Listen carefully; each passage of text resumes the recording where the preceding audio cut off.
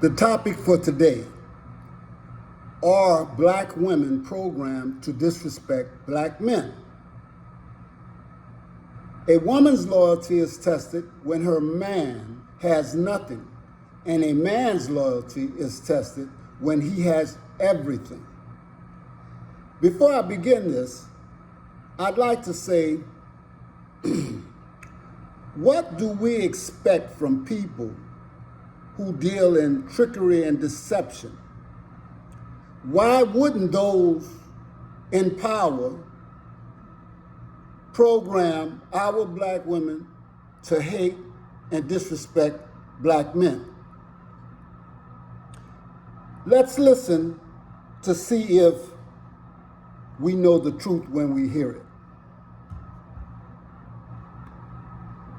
But, you know what I'm saying? You give me your perspective. Oh, yeah, I am. Do you feel as if the men, all men, I'm not going to give it to black and white, but let's just say all men for now. Let's talk black men. I don't, for me, like, even with my tour, what I'm doing, right? Like, by this time next year, I'm giving out reparations.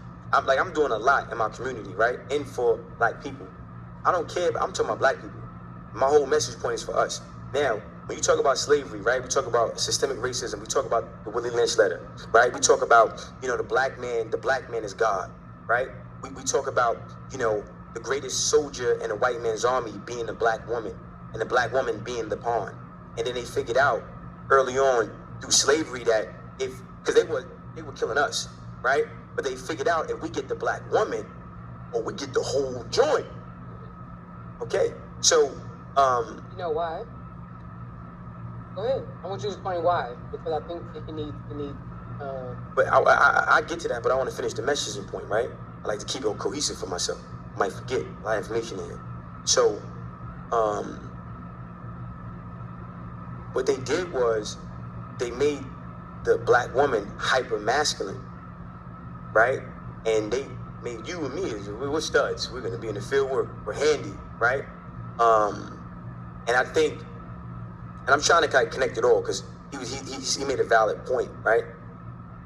The government empowered black women to strategically move the position of power from the black man. Move the power from the black man. Right? Yeah. So now the black woman in that instance becomes drunk off this power, and then she has a disdain for the black man, and then it becomes perpetuated over generations. So with slavery, what they did was they take us, they call it buck breaking. They do gang bangers, rape us, cut our balls off in front of the black woman.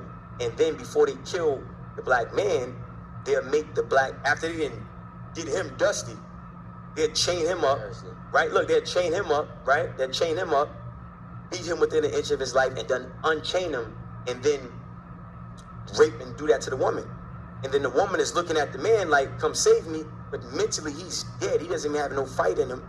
So now she doesn't even have no respect for you. You fast forward to this generation, black women don't respect black men at all. And when you understand that, and it's a lot, so I'm trying to make it like simple, right? Because a lot of people, they respond emotionally and not intellectually. And there's no empathy for black men. There's no sympathy for black men. You don't even love black men. You don't even know who we are. You don't give a fuck about us. Pay my bills, eat my ass, and that's it. Okay? So it's important that black men understand what was done to us and why it was done to us. It's also important that black women understand their position in systematic racism and how they're being utilized to destroy their whole family and their whole community and whole generation. Okay? Now, a black man's role is to be the protector, provider, maintainer, sustainer, and leader. I'm a man, Producer. Protector, provider, maintainer, sustainer. Producer. You have your opinion, I have mine. Right. I'm just giving it. The producer. Right, I got you. You have what you want to put in, right?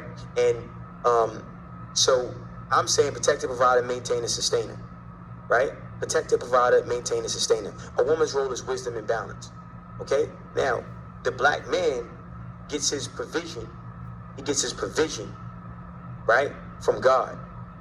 And what happens is there's a vibration. It's a lot, so I'm trying to make it simple, right? So How you think creates how you feel. How you feel becomes an emotion. That emotion becomes a vibration. That vibration becomes a magnet that attracts things to you. So when you're around an alpha and you're around and you in that frequency, right? If Alpha what? man, right? And that energy, that frequency, right? It can throw some shit off. Because you're conditioned not to even be around that shit. And then you become sensitized, not desensitized. You're very sensitive to that energy, and then now you don't know how to read that energy. You think he's narcissistic. You think, no, he's where he needs to be to take his place. So I feel like black men need to disregard how black women feel about our masculinity and be more self-contained. I don't need you. I don't need you. I don't need your money. I don't need none of that. I'm not sleeping on your couch. Don't give me no keys. I'm gonna get my own. I'm gonna go to God.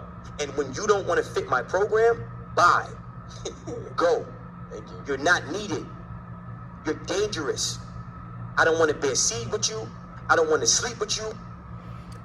So I believe this guy is the smart guy, and he was on 8 at the Table, who actually allowed him on the show. And you could see that she was a little bothered by his directness. I'd like to thank Dee Dee also for putting this out on YouTube. We don't, at least women don't mind having a man around as long as he doesn't act like a man.